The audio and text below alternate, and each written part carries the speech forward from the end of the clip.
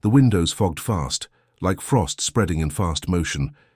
It was still September, but it felt like we'd been plunged into winter.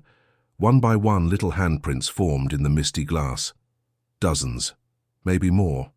On every window, Jasmine was frozen, her breathing shallow. "Leo, they're all around us." The car was still dead. The dashboard lights flickered but refused to stay on. Marco gripped the steering wheel like it was an anchor. "I don't get it. How did it even... How is this real?" Something moved across the rear windshield. A smudge, a shape, not quite human, not quite shadow. It passed like smoke, but slow, almost like it was dragging something behind it. Jasmine clutched my arm. "Leo, I want to go home." I nodded, even though I had no idea how we were going to get out. The phone in my pocket buzzed. One notification, one missed call, unknown. I didn't even remember turning it on. Then the radio came back. On, but this time it wasn't static. It was music. A lullaby. Twisted, slowed down, like it was playing on a warped record player underwater. Jasmine's voice trembled. "Is that a nursery rhyme?" Marco whispered. "No, listen to the lyrics," and we listened. And this is what we heard. One by one they tried to run, but the train was faster than the sun. Now they play and never sleep, because the tracks are 6 souls deep. The music stopped. Something scratched across the roof of the car. Long, metal, deliberate. Marco turned to me. "They don't want us to leave." "We didn't do anything," Jasmine whispered. "We were just curious." The car jolted, like it had been slammed from the side. Then again, and again. I looked out the window and saw them, figures, dozens of them, children, surrounding the car. Some walked slowly, some just stood. One of them, a boy with no face, had his hand pressed flat against the passenger window, just inches from Jasmine. His skin looked waterlogged, bloated, grey, but his handprint and was bleeding. Marco grabbed his camera. "We need to get out and—" "No," I barked. "You're not opening that door." "I need proof. You already have it." He looked torn, shaking, but then something snapped his attention to the front windshield. We all looked. A man stood in the road, not a child, not a ghost. Something else. He wore an old-fashioned conductor's uniform, ripped and filthy. His face was pale, eyes completely black, like 2 pits of tar. He raised one hand slowly and pointed directly at our car. Then he mouthed something. 3 words. "You were warned." The EMF reader in the dashboard spiked so high it cracked, literally cracked. Then every window shattered at once. Boom!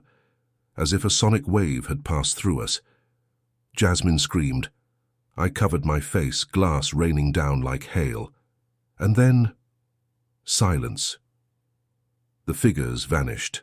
The man in the road, gone. No more cold, no more whispers, no more handprints.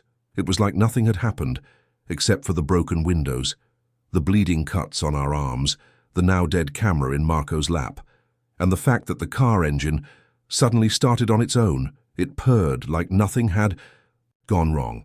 Marco didn't speak, he just drove fast, no music, no talking. Just the sound of tires on asphalt as we escaped that cursed road.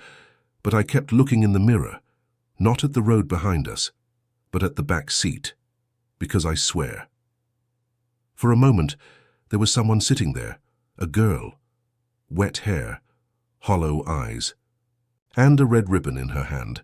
She was staring at me like she knew my name. I blinked and she was gone, but something told me she'd be back, and I was right. We didn't speak much that night after we got home. Jasmine locked herself in her room and didn't come out until noon the next day. Marco paced our driveway for hours, holding his broken camera like he was trying to rewind what he saw. Me? I kept thinking about her, the girl in the back seat, the red ribbon in her hand, her hollow eyes. I knew I hadn't imagined it. By morning, we decided to check the trunk, see if the baby powder had left anything again. When we opened it, our jaws locked. There were fingerprints, but not just on the trunk. They were inside the car, on the rear windshield, the side windows, the back of the passenger seat. Like something had been with us the whole ride home. But here's where things got worse. The handprints were different now. Not small, not childish. They were longer, bonier, wrong, like they didn't belong to the children anymore. That same afternoon, Marco texted me a photo. It was a still from his footage before the camera died. At first glance, it looked like a blur. But when I zoomed in, I saw her, the girl with the red ribbon, standing just behind our car on the tracks, looking straight into the lens, not blurry, not faint, crisp, real. Watching. I texted him back. We brought her with us. He didn't reply. That night, Jasmine called me into her room. Her hands were shaking. "Leo, I keep hearing something. From outside." We stood together by her window, which overlooked the backyard. For a while it was quiet. Then we heard it. A voice, low, raspy, female, whispering from the trees. "Let us in." I grabbed a flashlight and scanned the backyard. Nothing. But as soon as the light hit the back fence, the beam flickered, and for a split second I saw it. A hand, reaching over the fence. Just a hand. Thin, bluish skin. Fingers too long. I shut the blinds. We're not safe here.